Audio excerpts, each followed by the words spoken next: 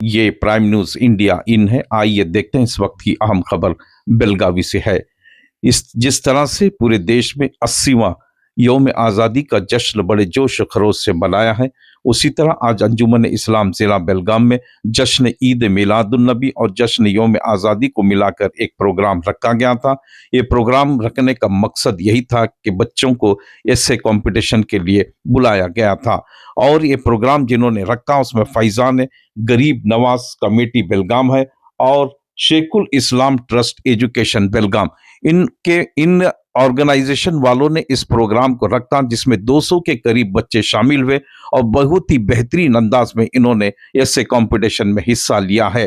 और ये कंपटीशन में सबसे जो इम्पोर्टेंट पॉइंट थे, हुजूर पाक सल्लल्लाहु अलैहि वसल्लम की सीरत पर था, उसके बाद हजरत उमर रजी अल्लाह ताला अन्हु के ऊपर था और उसके बाद हमारे प्रेसिडेंट और साइंसदान एपीजे अब्दुल कलाम और भगत सिंह पर ये ऐसे कंपटीशन रखा गया था। इन चारों उन्वानों पर बच्चों ने बहुत ही बेहतरीन अंदाज में ऐसे लिखा है और उन्हें इनामात भी दिए गए, सर्टिफिकेट दिए गए, नंबर 1 पर साइकिल के इनामात दिए गए और स्मार्ट वॉचेस दिए गए और सर्टिफिकेट देकर तमाम बच्चों को नवाजा गया, जिसमें कुर्ची के स्कूल के बच्चे भी शामिल रहे और बेलगाम के कई तरह के स्कूल के बच्चे यहाँ पर उर्दू मीडियम के शामिल रहे और इन्होंने इनामात हासिल किया और उनके माँ बाप और रिश्तेदार और बहुत सारे लोग इस प्रोग्राम में शिरकत फरमा थे और बहुत ही बेहतरीन अंदाज में इस प्रोग्राम को मुनक्कद किया गया। और इसमें सबसे अहम जो शख्सियत थी जनाब राजू सेठ साहब, जो नॉर्थ के एमएलए है, इन्होंने यहाँ पर पहुंचा और बेहतरीन अंदाज में स्पीच की और माँ बाप के हुकूक के बारे में उन्होंने बताया है। उसके बाद जो भागेवाड़ी के पीरा थे उन्होंने भी अपने ख्यालात का इजहार किया, लॉयर भी मौजूद थे और डॉक्टर लुबना मैडम भी यहाँ पर मौजूद रहे और बहुत सारे लोग यहाँ पर मौजूद रहे और प्राइम न्यूज इंडिया ने बच्चों से सवालात भी पूछे और काफी बच्चों ने, जिसमें ज्यादातर बच्चियां थी, उन्होंने अपने ख्यालात का इजहार भी किया है। आइए देखते हैं इस पूरे प्रोग्राम को, किस तरह से इस प्रोग्राम को इन्होंने बेहतरीन अंदाज में पेश किया है और बच्चों ने अपने अपने हुनर को बताया है और कई बच्चे और बच्चियां कुरान की तालीम से इस प्रोग्राम को शुरू किया, कुरान की तिलावत से, नात शरीफ की तिलावत से। आइए देखते हैं। कमेटी है जो आज एक ऐसे कंपटीशन यौम आज़ादी के वक्त के बाद जो कंडक्ट की गई है, मैंने बहुत बहुत मुबारकबाद देता हूँ कि इतने सारे बच्चे और उनके पेरेंट्स यहाँ पे हैं। आज़ादी तो हमें 80 साल पहले मिली, क्या हमें सही में पूरी आज़ादी मिली है? क्या हम सही में आज़ाद हैं? नहीं, हम नहीं है, क्योंकि मेरे बच्चे अभी भी पूरा एजुकेशन नहीं लेते हैं। जिस दिन हर बच्चा मेरा, हर बेटी और हर बेटा सभी अच्छे एजुकेटेड होंगे, सभी अपने पैर पे खड़े होंगे,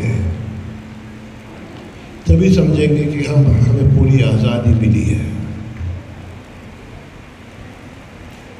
हम आगे तो बढ़ते जा रहे हैं, लेकिन अभी काफ़ी मंजिल पहुंचने के लिए काफ़ी रास्ता बाकी है। हमारे यहाँ खंजर गली की बेटियां हैं, यहाँ पे हाथ उठाइए, काफ़ी है। मैंने मुबारकबाद देता हूँ कि पिछले साल जब 10th स्टैंडर्ड के एग्ज़ाम हुए, वो 100% रिजल्ट हुआ। उर्दू स्कूल में हुआ है और काफ़ी उर्दू स्कूल में हुआ है, तो इसके मतलब है कि हम मंजिल की तरफ काफ़ी बढ़ रहे हैं। उसलिए मैं एक खुशखबरी देता हूँ, आपकी PUC 1 और 2 तो चालू हो जाएगी इंशाल्लाह, साथ ही साथ आपकी सेकेंडरी स्कूल के लिए प्राइमरी जहाँ पे है वहाँ पे रहेगी, सेकेंडरी और पीयूसी 1 और 2 के लिए एक अच्छी जगह देखी गई है खज्जर गली में ही। वहाँ पे आपको नई बिल्डिंग भी मिलेगी, अच्छे कंप्यूटर रूम्स भी मिलेंगे और जो एक प्राइवेट स्कूल में होता है वो मिलेगा। ऐसे ही हमारे वीरभद्र नगर की स्कूल है, वो भी यूपीएस हो गई है, आजम नगर की हो गई है। तो हम अपना काम कर रहे हैं, आप बच्चों अच्छा पढ़िए। देखो जब आप पढ़ते हैं, जब अच्छा पढ़ते हैं तो फायदा किसका होता है? सिर्फ आपका। आइए इधर, आप आइए, आइए आइए, आप दोनों आइए, आप भी आइए। वो मत, किसका फायदा होगा अच्छा पढ़ेंगे? हमारा।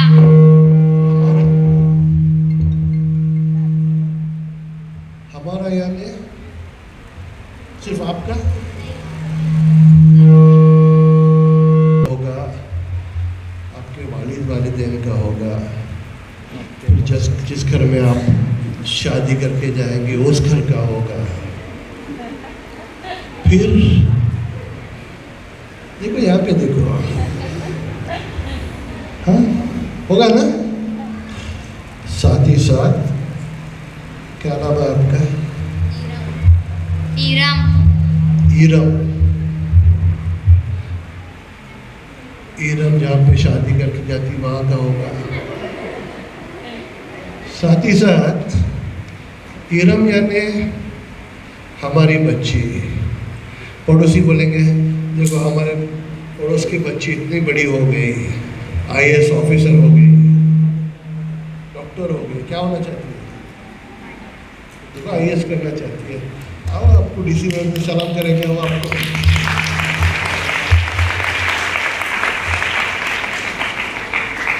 तो आप आईएएस ऑफिसर होने के बाद में पूरे शहर का आपके हाथ में रहेगा, तो पूरे शहर को भी फायदा होगा कि एक अच्छी ऑफिसर हमें मिली। फिर कर्नाटक स्टेट का फायदा होगा, हमारे वतन का फायदा होगा। तो कितने फायदे होंगे अगर आप पढ़ेंगे तो? सभी को फायदा है ना। तो क्या काम है करना है? आप अच्छा पढ़ना है, अच्छा पढ़िए, अच्छा सीखिए। ऊपर वाला आपके साथ में है। हमारे पिता से दुआ लीजिए, बड़ों से दुआ लेना, अपने टीचर्स की दुआ लेना, अपने माँ बाप की दुआ लेना, बहुत अच्छी बात होती है। साथ ही साथ एक चीज़ बच्चों को मैं और एक चीज़ बोल रहा हूँ, पढ़ने के साथ साथ अब बैठो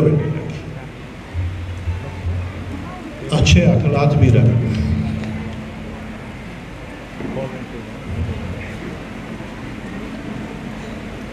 पढ़ने के साथ साथ अच्छे अखलाक, अच्छी तमीज़, अच्छी तरतीब ये हमें सिखाई गई है। जो बच्चे की तमीज़ अच्छी होती है, जिसकी तहजीब अच्छी होती है, वो बच्चा बहुत बड़ा होता है। ज़िंदगी में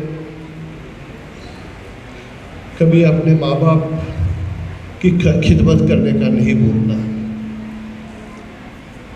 जो बच्चा अपने माँ बाप की खिदमत करता है वो सबसे बड़ा कहला जाता है।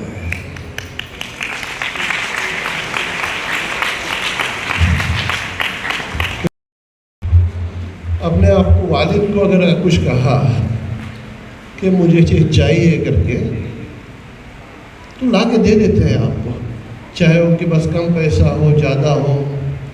वो सोचते हैं कि मेरे बेटी को अच्छे कपड़े चाहिए, किताब चाहिए,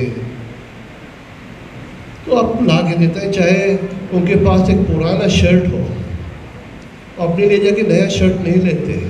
ऐसे ही आपकी अम्मी जाके नए कपड़े खुद के लिए पहले नहीं लेती, पहले अपने बच्चों के लिए लेती है। तो कभी भी ज़िंदगी में अपने माँ बाप को नहीं भूलना है। सबसे पहले उठ के उनके पास तमीज़ से पेश आके, तमीज़ से रहना, अदब से रहना, चाहे आपके माँ बाप हो, चाहे दादा दादी हो, चाहे नाना नानी हो, कभी भी तमीज़ से पेश आना। साथ में जब आप स्कूल जाते हैं तो स्कूल में आपके टीचर्स आपके माँ बाप होते हैं, क्योंकि वो भी इतना ही संभालते हैं आपको, इतना ही आपके बारे में फिक्र करते हैं। तो मैं आप सबको मुबारकबाद देता हूँ, खास करके जश्न ईद मिलादुन नबी, जश्न यौम आज़ादी। और ये प्रोग्राम जो है मुहद्दिस आज़म शेखुल इस्लाम ट्रस्ट से किया गया है। मैं उन लोगों को मुबारकबाद देता हूँ।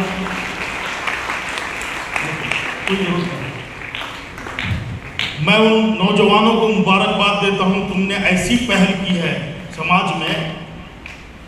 ये पहल की अशद ज़रूरत है हमारे इस्लाम को। बच्चों, अल्लाह ने हमारे बीच में एक नूर भेजा और एक किताब भेजी हमारी हिदायत के लिए। अब नूर कौन है आप जानते हैं। सरकार ने खुद कहा, अल्लाह ने सबसे पहले मेरे नूर को बनाया, और सरकार ने कहा मैं और अली एक नूर से बने हैं। जब तक तुम अहले बैत और सरकार को ना पकड़ोगे मजबूती से, तुम्हें अंधेरे से उजाले में आने के लिए कोई नहीं रोक सकता।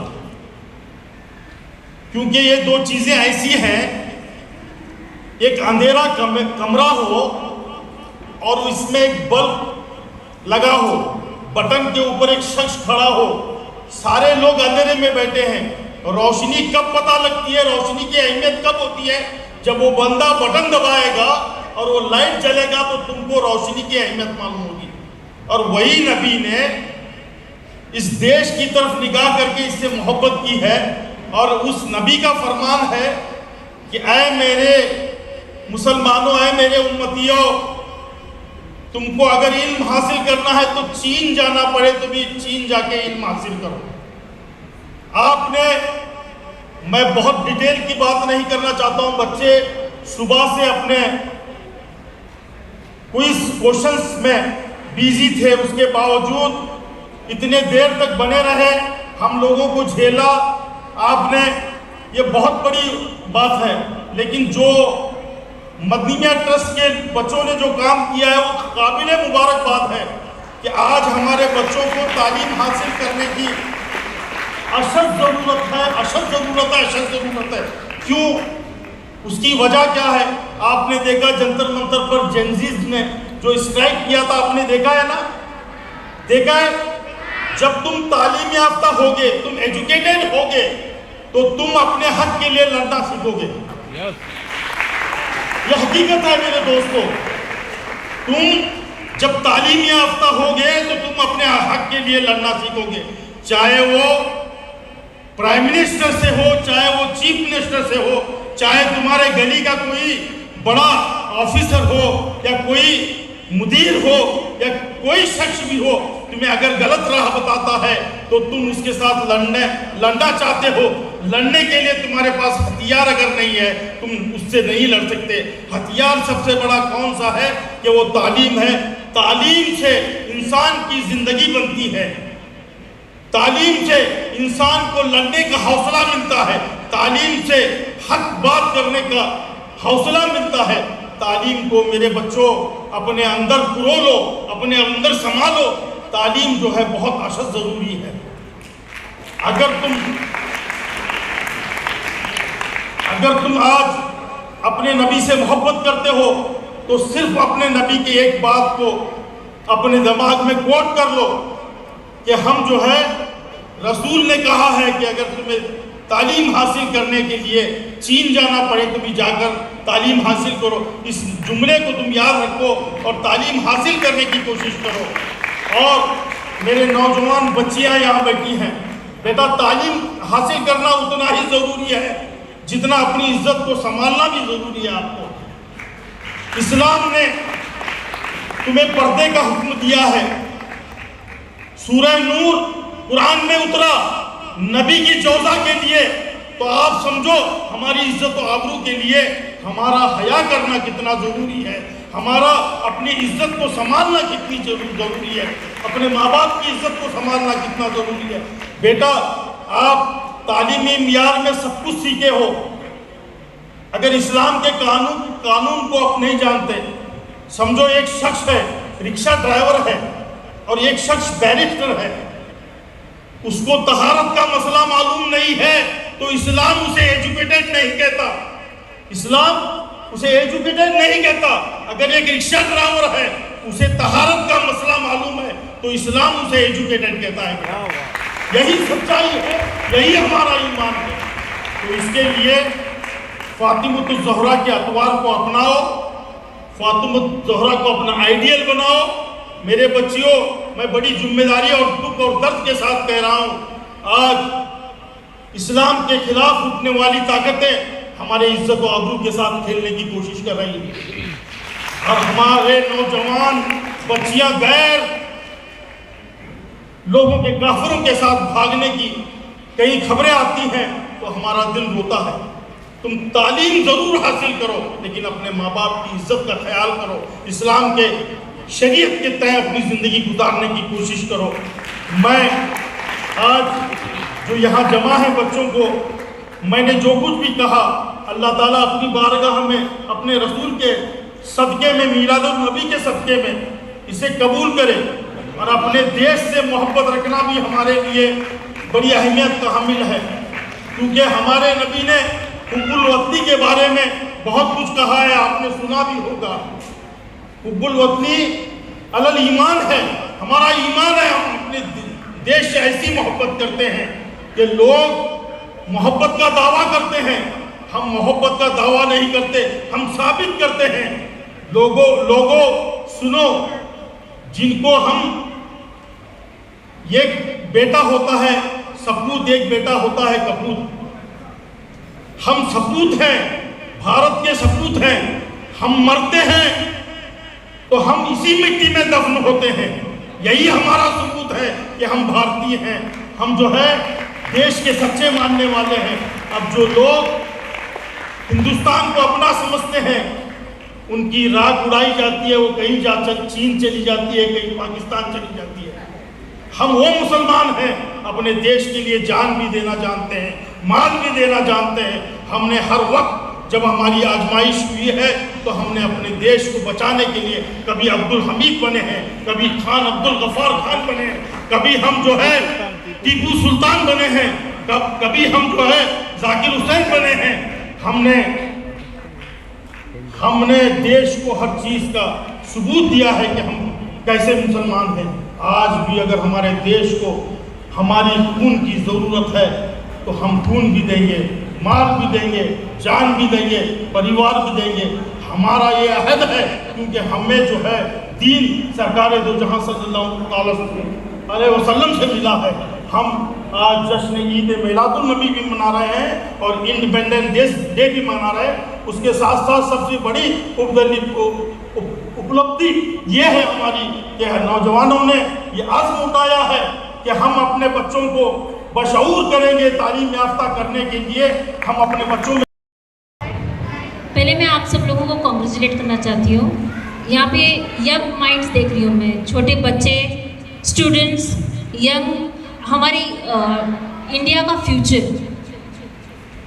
जो लाइटेड माइंड्स हैं, और उनके पेरेंट्स को मैं कॉन्ग्रेचुलेट करना चाहती हूँ कि उनके पीछे जो जद्दोजहद जो उन्होंने लगाई है, उनकी मेहनत, वो आज हम उसका रंग देख रहे हैं। मुझे आज टॉपिक दिया गया था मुझे APJ अब्दुल कलाम आज़ाद, और ये मंच APJ अब्दुल कलाम आज़ाद के बारे में बोलने के लिए बहुत सही है। अब APJ अब्दुल कलाम, उनका नाम था अव्वल फ़कीर ज़ैनुल आबिदीन अब्दुल कलाम। वो एक पक्के मुसलमान थे और पक्के हिंदुस्तानी। उनका काम से हम उनके काम से उनके लोगों के साथ मिलना जुलना देख के उनको हम पीपल्स प्रेसिडेंट बोलते हैं। पीपल्स प्रेसिडेंट जो हमारा दिल जीत गए हैं, वो हमारे देश के 11th प्रेसिडेंट थे। वो बच्चों से, स्टूडेंट से बहुत शौक रखते थे। वो बच्चों से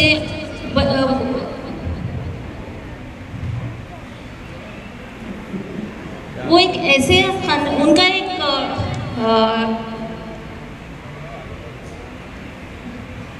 फेमस कोट था, if you want to shine like a sun first burn like a sun. अगर आपको सूरज की तरह चमकना है, पहला खुद को जलना है। उनकी पूरी ज़िंदगी हम देखेंगे तो उन्होंने वही दिखाया है। वो एक छोटी फैमिली से आए थे। उनके अब्बू जान एक बोट चलाने वाले थे और एक इमाम थी, और उनके अम्मी होम मेकर थे। ऐसे छोटे, वो तमिलनाडु के एक छोटे से गांव रामेश्वरम में पैदा हुए थे। उतना होते हुए भी वो इतने दूर आ गए। बचपन में वो न्यूज़पेपर बांटा करते थे अपने फैमिली को हेल्प करने के लिए। उनका ये कहना था, dream big, work hard and never give up, and what he has done. उनका ड्रीम था, his dream was to become a fighter pilot. Indian air force में फाइटर पायलट बनना चाहते थे, और उसके लिए उन्होंने बहुत जद्दोजहद की। उन्होंने एग्ज़ाम भी दी और पास भी की, लेकिन ज़र्रे में उनका चूक गया। उन्होंने 9th पोजीशन में वो खड़े थे, लेकिन 8 लोगों का सिलेक्शन हुआ। फिर भी उन्होंने हिम्मत नहीं हारी। वही टॉपिक पे, दैट इज़ एरोनॉटिकल इंजीनियरिंग में उन्होंने अपनी पढ़ाई की, और हमारे देश के लिए वो फिज़िक्स और एरोस्पेस इंजीनियरिंग मद्रास यूनिवर्सिटी से ख़त्म किया, और हमारे देश को डिफेंस में मिसाइल और रॉकेट साइंस में एजुकेशन देके और बढ़ावा देके मिसाइल मैन ऑफ इंडिया कहलाया गया। और उतना ही नहीं, उन्होंने अपना ड्रीम तो रखा था एज अ पायलट बनने का, उन्होंने छोड़ा नहीं।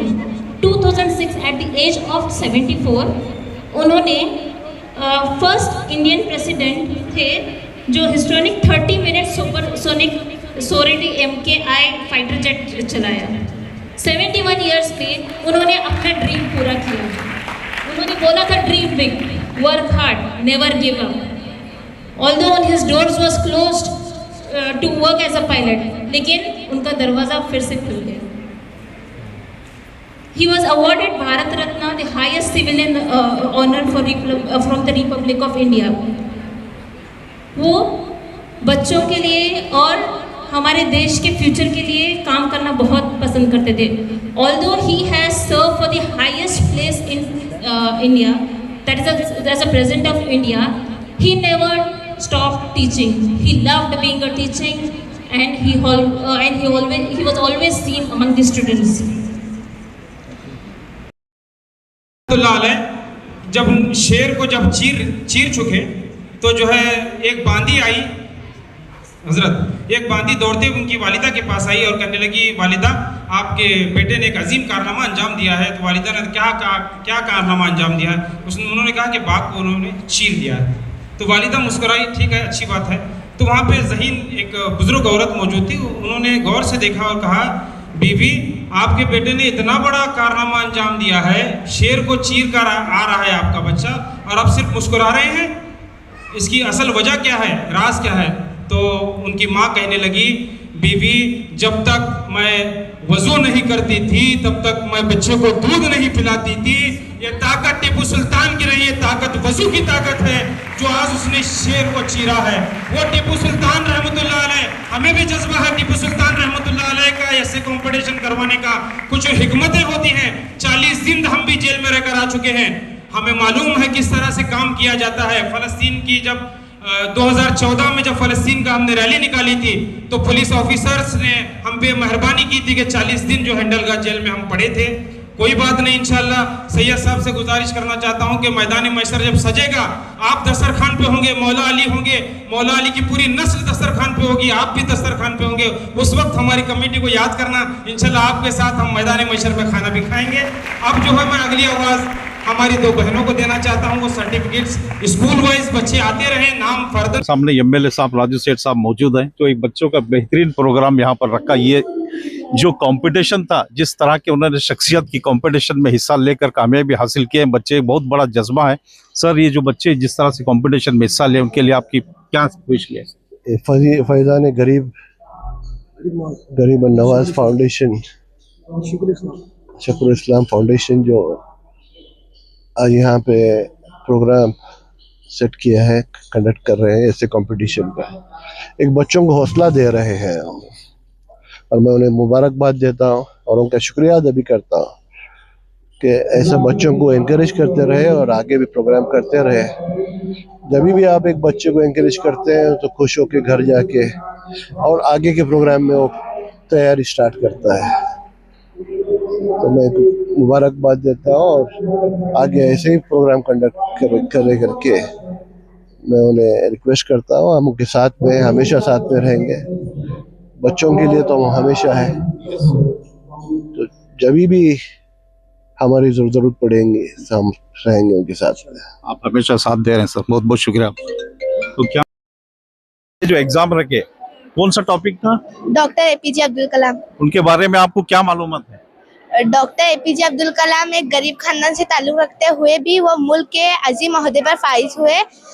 फिर वो अखबार बेचा करते थे, उनके पास पैसे नहीं थे, तो फिर उनकी बड़ी बहन ने वो देख ना सक अपने गहने बेच दिए। बाद में है ने वो एक लेक्चर के दौरान श्रीलंका में उनको दिल का दौरा पड़ा, वो इस देश से यो हो गए, इंतकाल हो गया उनका। फिर वो सबसे पहले उन्होंने क्या इजाद क्या किया? मिसाइल। उनको क्या कहा जाता था? Missile man of India. Yes yes, बहुत बहुत शुक्रिया। कैसा लगा आपको एग्जाम लिखने में? बहुत अच्छा। ये जो लोगों ने एग्जाम को कंडक्ट किया उनके बारे में क्या कहेंगे? वो भी बहुत अच्छे थे। ठीक है, बहुत बहुत। और कौन? इस वक्त आप जो एग्जाम दिए, एग्जाम कंडक्ट किए, जो टॉपिक था आपका भगत सिंह था। भगत सिंह कौन थे? भगत सिंह हमारे हिंदुस्तान के एक अजीम और लाजवाब हीरो थे, जिन्होंने बहस 23 साल की उम्र में अपने वतन के लिए हंसते मुस्कुराते जान कुर्बान कर दी। इनकी बेमिसाल कुर्बानी और वतन परस्ती ने बरसगीर फॉर्मेट के नकोश छोड़े।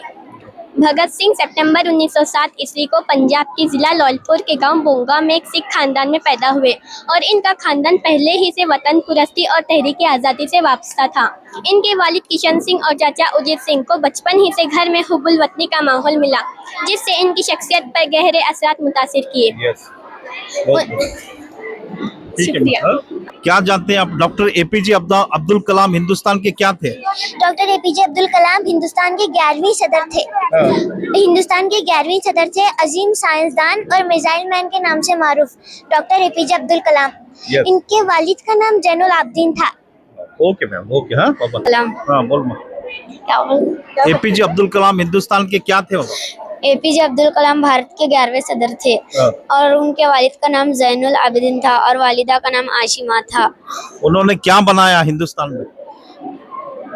मिसाइल बनाया। उन्होंने अग्नि और पृथ्वी जैसे ताकतवर मिसाइल बनाए और वो 15 अक्टूबर 1931 ईस्वी को रामेश्वरम तमिलनाडु में पैदा हुए। और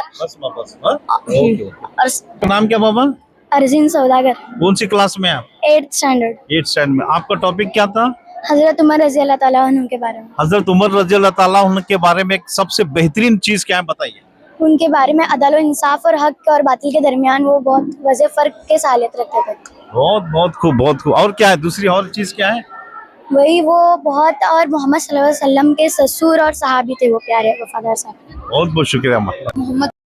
बोलो डॉक्टर एपीजे अब्दुल कलाम हिंदुस्तान के 11वें सदर थे।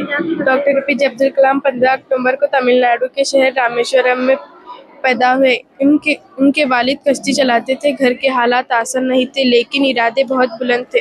वो बचपन में अपने वालिदैन का सहारा बनने के लिए अखबार तकसीम किया करते थे, लेकिन पढ़ा लिखाई कभी नहीं छोड़ी, क्योंकि वो जानते थे कि गरीब इंसान की राह में रुकावट जरूर बन सकती है। अगर इरादे मजबूत हो तो मंजिल जरूर मिल सकती है। बहुत बहुत शुक्रिया। कौन सा टॉपिक? जाफर सादिक। हज़रत जाफर सादिक 17 रबीउल को मक्का मुनव्वरा में पैदा हुए और इन्हें छोटी उम्र में तालीम हासिल की और दूसरों को भी तालीम दी।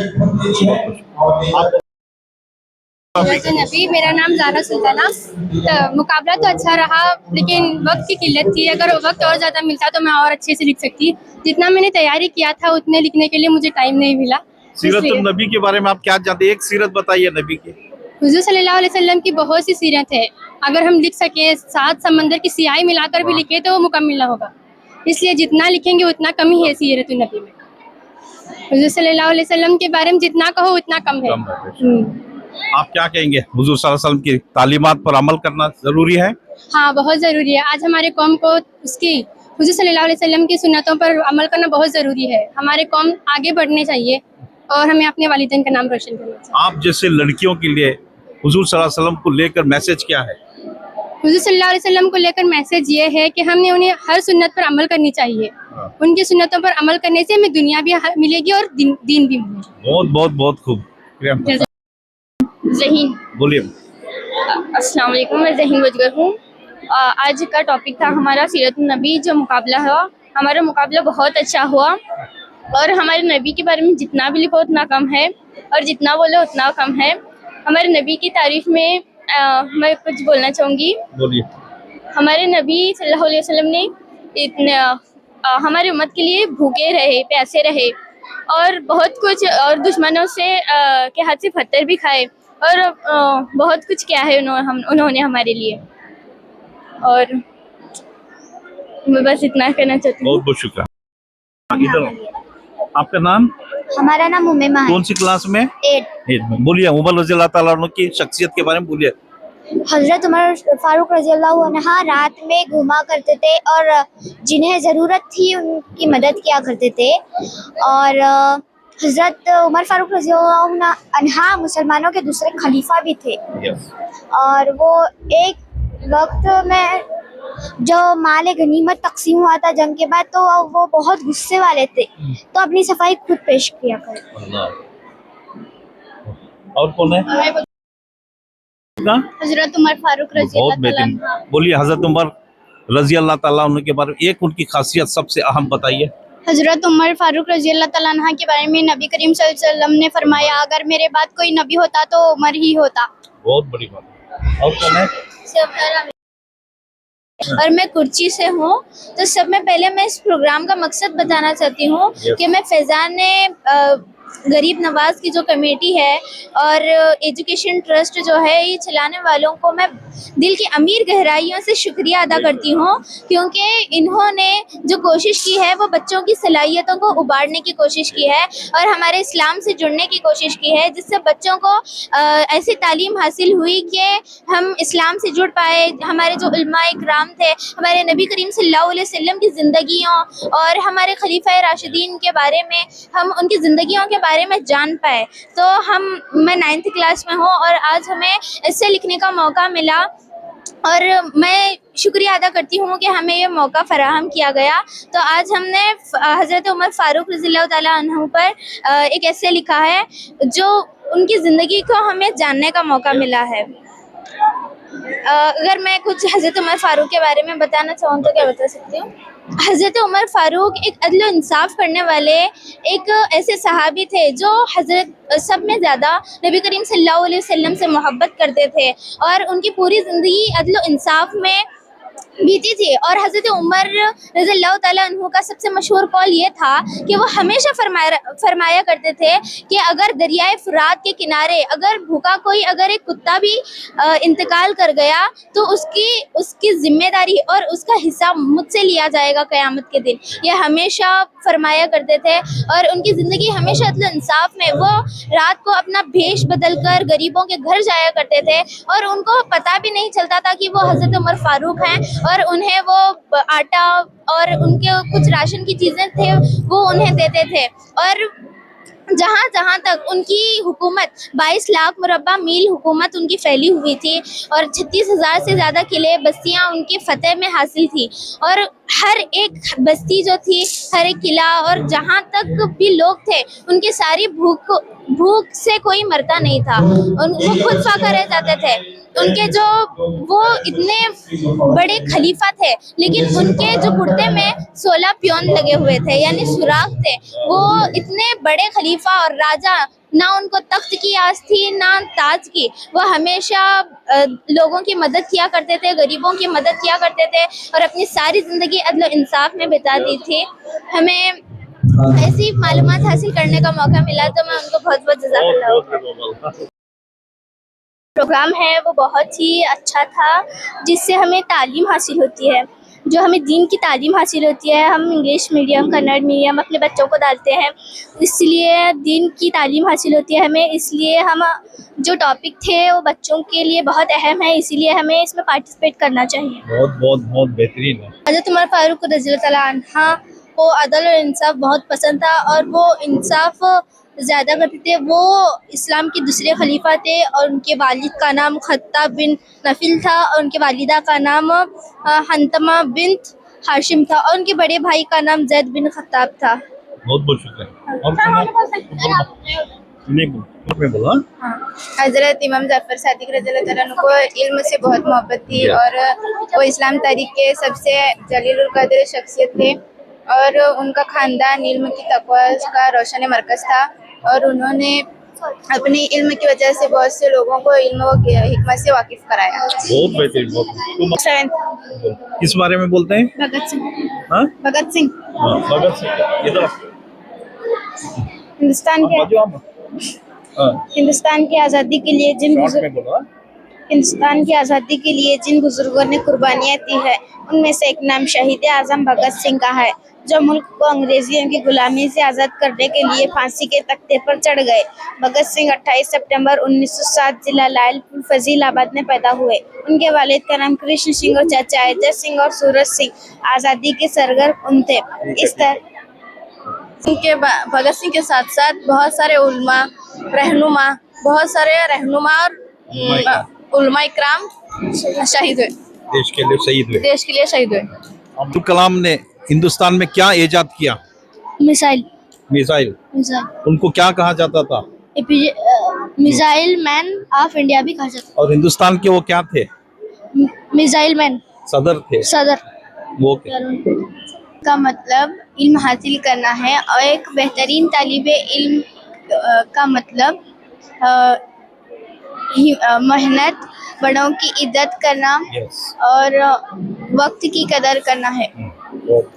और दीन को नमाज पढ़ना, कुरान की तिलावत करना। सबसे बेहतरीन तालिबे इल्म वो है जो इल्म को सीखा और दूसरों को। भगत सिंह ने देश के लिए क्या किया? शहीद हुए। तो मौलाना क्या अब्दुल कलाम आजाद हिंदुस्तान में क्या बनाए? मिसाइल। उनको क्या कहा जाता था? Missile man. अस्सलामुअलैकुम, मेरा नाम बरीरा जुबैर अहमद मुजावर है। मैं हफ्तम जमात में पढ़ती हूँ। मेरा उन्वान है डॉक्टर APJ अब्दुल कलाम।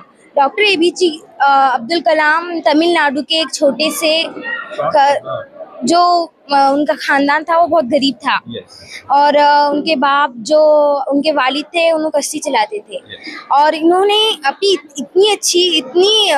इतना दिमाग तेज था, उन्हें इतनी गरीबी में भी अपने हमारे हिंदुस्तान के लिए मिसाइल तैयार किए और हिंदुस्तान के सदर भी बने। और वो मिसाइल किसने बनाया? वो missile doctor APJ Abdul Kalam और इनका पूरा नाम डॉक्टर अवुल पाकिर जैनुल आबिदीन अब्दुल कलाम था। बहुत बहुत शुक्रिया बेटा। आप रज़ियल्लाहु तआला की विलादत 17 रबीउल अव्वल 83 हिजरी पीर के दिन मदीना मुनव्वरा में हुई। इमाम जाफ़र सादिक रज़ियल्लाहु तआला का बयान हमेशा तिलावत कुरान शरीफ में हमेशा कुरान पढ़ते रहे, हमेशा नमाज पढ़ते रहे और हमेशा रोज़ादार रहे। बहुत बहुत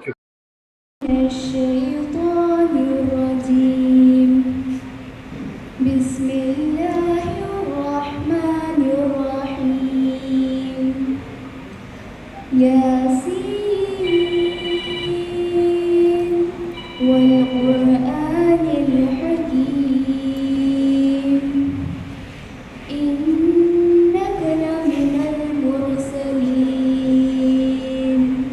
अला सिरातिम मुस्तक़ीम तंज़ीलल अज़ीज़िर रहीम लितुन्ज़िर क़ौमन मा उन्ज़िर आबाउहुम फहुम गाफ़िलून लक़द हक़्क़ल क़ौलु अला अक्सरिहिम फहुम ला युमिनून इन्ना जअलना फी अअनाक़िहिम अग़लालन फहिय इलल अज़क़ानि फहुम मुक़महून हम बेकरम अल्लाह हम बेकरम बिखरे हुए शर्मसार हैं हम रहमत के तलबगार हैं हम वास्ता अली का मौला रख लो करम मौला कर दो करम हम बेकरम मौला हम बेकरम देने वाला तू बड़ा है हम तुझे से मांगते हैं करता है तू ही अता मुश्किलों की हर कुशाही गम से दे हमें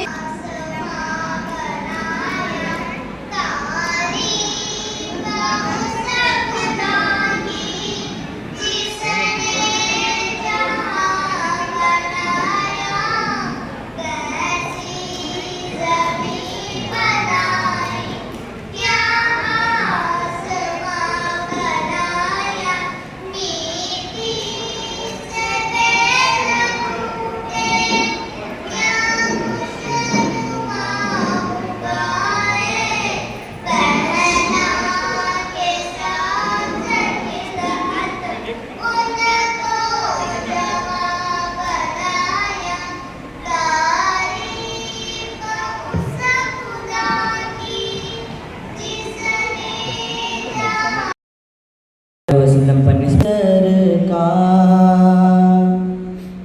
बसाने के लिए थी उल्फत सरकार बसाने के लिए चाँद की उर्मत पे लुटाने के लिए चाँद की उर्मत पे अल्लाह ताला की सबसे प्यारी नेमत है। अगर पानी हद से बढ़ जाता है तो तूफान बन जाता है, अगर पानी हद से बढ़ जाता है तो तूफान बन जाता है, अगर इंसान हद से बढ़ जाता है तो शैतान बन जाता है। जिसके डर से सुकून मिलता है उसकी इबादत से नूह मिलता है, जो झुक गया अल्लाह के सजदे में उसे कुछ ना कुछ जरूर मिलता है। जज़ाकल्लाह। मौजू पर बात करने का मौका मिला है वो है सीरतुन नबी।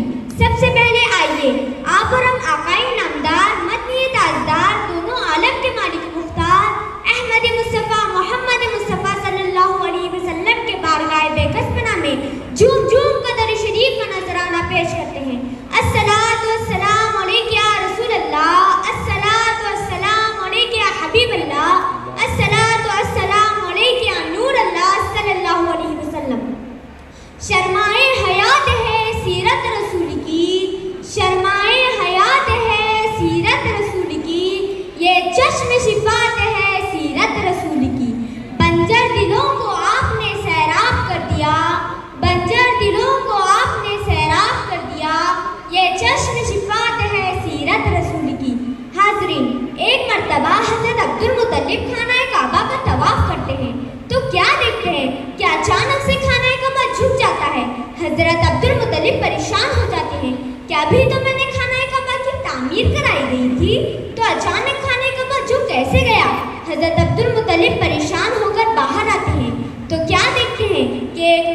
मुलाकात होती है। वो लोंडी कहती है कि ए अब्दुल मुत्तलिब खान, के अब्दुल मुत्तलिब तुम्हारे घर में पोता पैदा हुआ है।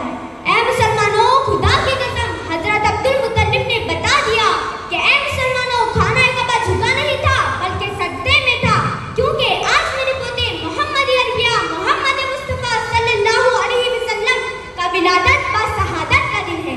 इसीलिए किसी शायर ने क्या खूब फरमाया है, हाजियों आओ शहंशाह का रोजा देखो, हाजियों आओ शहंशाह का रोजा देखो, काबा तो देख चुके, काबे का काबा देखो। हाज़रीन, मुस्तफा का करीना तलाश कर, इश्क़े रसूल पाक में जीना तलाश कर, जिसमें नबी करीम की मिदहत के हो गुहर, जिसमें नबी करीम की मिदहत के हो गुहर, जिसमें नबी करीम की मिदहत के हो गुहर, हर शय को छोड़ ऐसा खजीना तलाश कर, इश्क़े रसूल पाक में जीना तलाश कर, तौक़ीर मुस्तफ़ा का करीना तलाश कर, इश्क़े रसूल पाक में जीना तलाश कर। रहमत से कह रही है यही कुदरते खुदा, रहमत से कह रही है यही कुदरते खुदा, रहमत से कह रही है यही कुदरते खुदा। दुनिया में जाके बस तू मदीना तलाश कर, जहाँ मुस्तफा है वहीं घर बनाने को दिल चाहता है, वो शहरे मोहब्बत जहाँ मुस्तफा है वहीं घर बनाने को दिल चाहता है, वो सोने से कम कर, वो चांदी सी मिट्टी नजर में बसाने को दिल चाहता है। जिहादे मुहब्बत की आवाज़ गूंजी, जिहादे मुहब्बत की आवाज़ गूंजी, कहाँ हंज़ला ये दुल्हन से अपनी इजाज़त अगर दो, तो जामे शहादत लबों से लगाने को दिल चाहता है।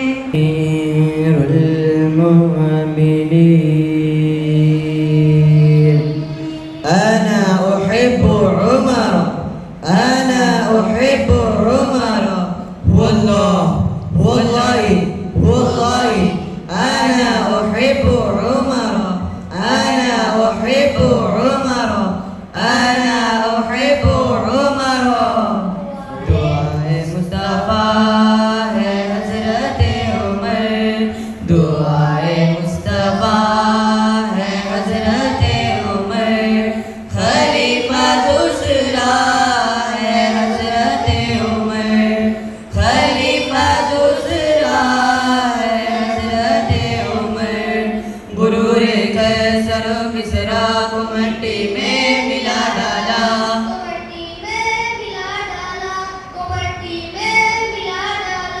गुरूर कैसर किसरा को मट्टी में मिला डाला। बहादुर हो तो ऐसा हो, बहादुर हो तो ऐसा हो, शजात हो तो ऐसी हो, शजात हो तो ऐसी हो।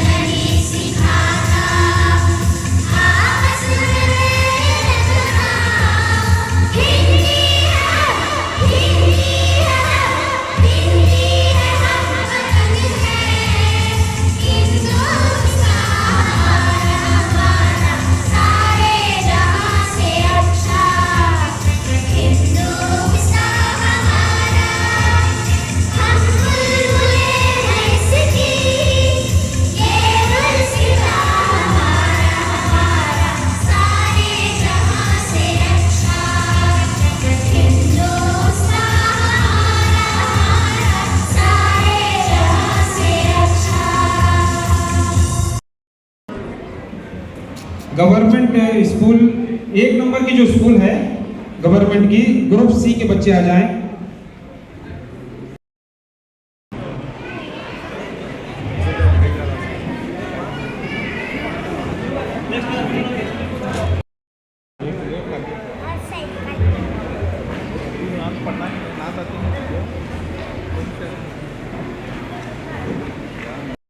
उर्दू स्कूल पीरनवाड़ी। ऑडियंस से गुजारिश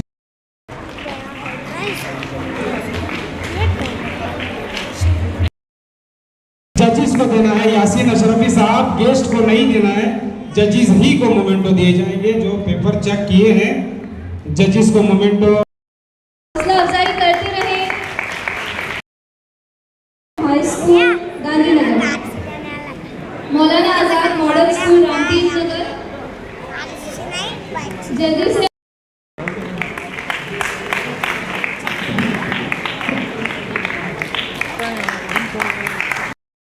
फोटो निकालेंगे तो इंशाल्लाह मैं बोलूँगा हुकूमत से कोई टैक्स ना लगाए फोटो पे, क्योंकि घबरा रहे हैं। दुनिया में मसला यही है कि बात आकर पैसे पे ठहर जाती है।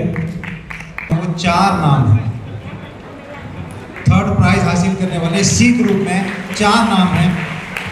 तीसरा इनाम सी ग्रुप में हासिल कर रहे हैं ईरान कोले मोहम्मदिया स्कूल कुर्ची से। 3rd प्राइज हासिल करने वाले एक और तालिब इल्म आफिया तटगार खंजर गली स्कूल, आफिया तटगार। एक और 3rd प्राइज तरन्नुम हट्टी वाले अलमीन उर्दू प्राइमरी स्कूल। और एक और नाम अलमीन प्राइमरी स्कूल से नवलगुंद कर।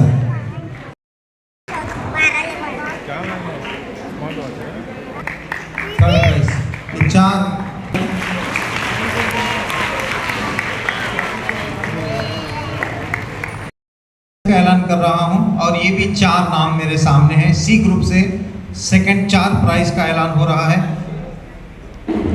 अपनी सर्टिफिकेट साथ लेकर आए। तमाम बच्चों को सर्टिफिकेट दी जा चुकी है। तो सेकंड प्राइज में पहला नाम है शहरी टोपी वाले मोहम्मदिया स्कूल कुर्ची, फिर एक मरतबा कुर्ची से। दूसरा नाम नाज मस्के वाले खंजर स्कूल से, नाज मस्के वाले। तीसरा नाम जवेरिया पकाली पिरनवाड़ी से। बच्चों को आगे करें, समझ नहीं आ रहा क्या है। अब बी ग्रुप को जो है हफ्सा चटकार मोहम्मदिया स्कूल कुर्ची से। रिदा नाज नसरदी फिर से।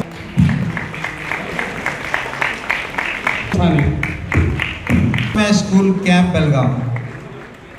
फकीहुल मुकद्दम स्कूल जुनेरिया जिना बड़े।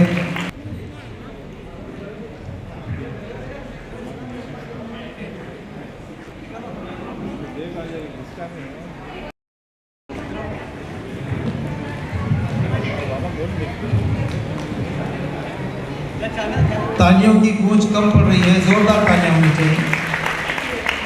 जितनी तारीफ करें इन बच्चों की मेहनत की कम है।